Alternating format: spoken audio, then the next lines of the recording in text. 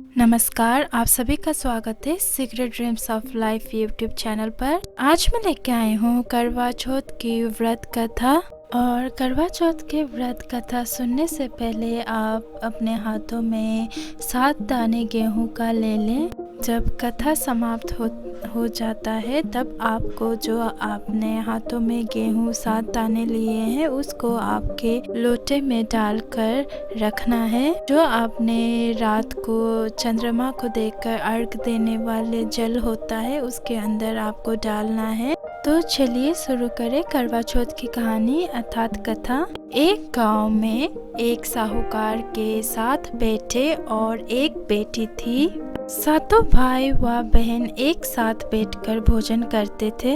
एक दिन कार्तिक के चौथ का व्रत आया तो भाई बोले कि बहन आओ भोजन करें।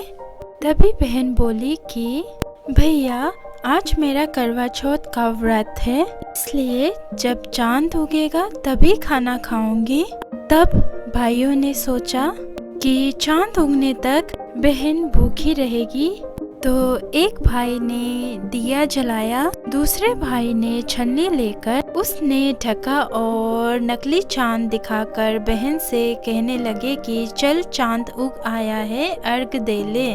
बहन अपनी भाभीियों से कहने लगी कि चलो अर्घ दे। तभी भाभियां बोली कि तुम्हारा चांद उगा होगा, हमारा चांद तो रात को ही उगेगा। तब बहन ने अकेले ही अर्घ दिया और अकेले ही खाना खाने बैठी और खाना खाने लगी तो पहले घास में ही बाल आ गया और दूसरे घास में कंकड़ आया और जब तीसरा घास मुंह की ओर किया तो उसके ससुराल से संदेश आ गया कि उसका पति बहुत ही बीमार है और बहू को जल्दी ही भेजो। माँ ने जब लड़की को विदा किया तो कहा कि रास्ते में जो भी मिले उसके पांव छूना और जो कोई सुहागन के आशीर्वाद दे तो पल्लू में गांठ लगाकर उसे कुछ रुपए दान में देना। बहन जब भाइयों से विदा हुई तो रास्ते में जो भी मिला उसने यही आशीर्वाद दी कि तुम 7 भाइयों की बहन हो, तुम्हारे भाई सुखी रहे और तुम्हें उसका सुख देखने को मिले।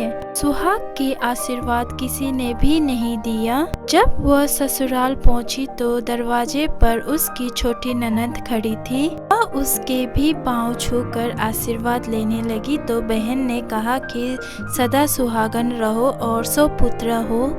उसने यह सुनकर पल्लू में गांठ बांधी और ननद को सोने का सिक्का दिया। तब वो भीतर गई तो सास ने कहा कि उसका पति धरती पर पड़ा है, तो वह उसके पास जाकर उसकी सेवा करने के लिए बैठ गई। बाद में सास ने दासी के हाथ बची कुची रोटी भेज दी। इस प्रकार से समय बीतते बीतते मंगसिर की चौथ आई तो चौथ माता बोली करवा ले भाइयों की प्यारी करवा ले। लेकिन जब उसको चौथ माता नहीं दिखी तो वो बोली हे माता, आपने मुझे उजाड़ा तो आप ही मेरा उद्धार करोगी, आपको मेरा सुहाग देना पड़ेगा। उस चौथ माता ने बताया कि पोष की चौथ आएगी, वो मेरे से बड़ी है, उसे ही सब कहना और वही तुम्हारा सुहाग देगी। पोष की चौथ आकर चली गई, माँ की फागुन की चौथ आकर चली गई, चैत बैसाख जेठ आकर्ष और सावन भादो की सभी चौथ आई और यही कहकर चली गई कि आगे वाली को कहना। असोच की चौथ आई तो उसने बताया कि तुम पर कार्तिक की चौथ नाराज है और उसी ने तुम्हारा सुहाग लिया है और वही आएगी तो उसका पांव पकड़कर विनती करियो। यह बात कहकर वो भी चली गई। जब कार्तिक का महीना आया, स्वर्ग से चौथ माता उतरी तो गुस्से में बोली, भाइयों की प्यारी करवाले, दिन में चांद उगाने वाली करवाले, व्रत खंडित करने वाली करवाले, भूखी करवाले, तो यह सुनकर वो चौथ माता को देखकर उसका पाँव पकड़कर गिड़गिड़ाने लगी। हे चौथ माता, मेरा सुहाग तुम्हारे हाथ में है, आप ही मुझे सुहागन करो। तो माता बोली, पापन हत्यारन, मेरे पाँव पकड़ के क्यों बैठ गई? जो मुझसे भूल हुई उसे क्षमा कर दो, अब भूल कभी नहीं करूँगी।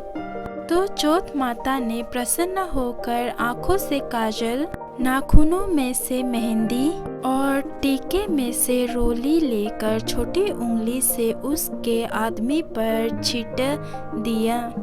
तो वही वो उठकर बैठ गया और बोला कि आज मैं बहुत सोया।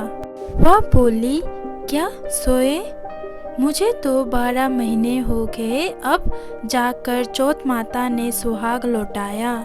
तब पति बोला कि जल्दी से चौथ माता का उजमन करो। जब चौथ की कहानी सुनी, करवा पूजन किया, तब प्रसाद खाकर पति पत्नी दोनों चौपड़ खेलने बैठ गए। तभी नीचे से दासी आई। उसने उन दोनों को चौपड़ पासा से खेलते देखा तो उसने सासू जी को जाकर बताया। अब सासू ने जाकर देखा, बहू और बेटा दोनों ही चौपड़ खेल कर बैठे हुए हैं। देखकर वो बहुत ही खुश हुई और पूछने लगी, यह कैसे हुआ बहू? तभी बहू बोली, यह सब मुझे मेरी चौथ माता ने दिया है। और ऐसे कहते हुए सासू जी की पैर छूने लगी और सास ने अमर सुहागन की आशीर्वाद दी।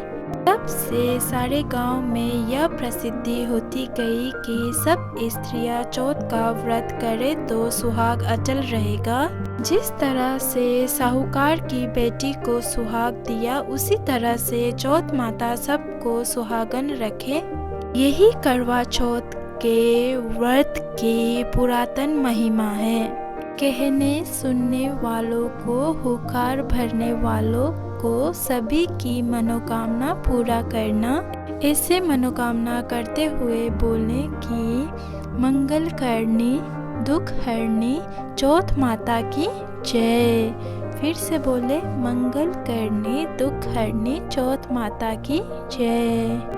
आज का चौथ माता की व्रत कथा हम यहीं पर समाप्त करते हैं। आशा करती हूँ आप सबको ये करवा चौथ की कथा पसंद आई होगी। अगर पसंद आई हो तो इस वीडियो को लाइक कीजिए, चैनल को शेयर कीजिए, सब्सक्राइब कर दीजिए। धन्यवाद।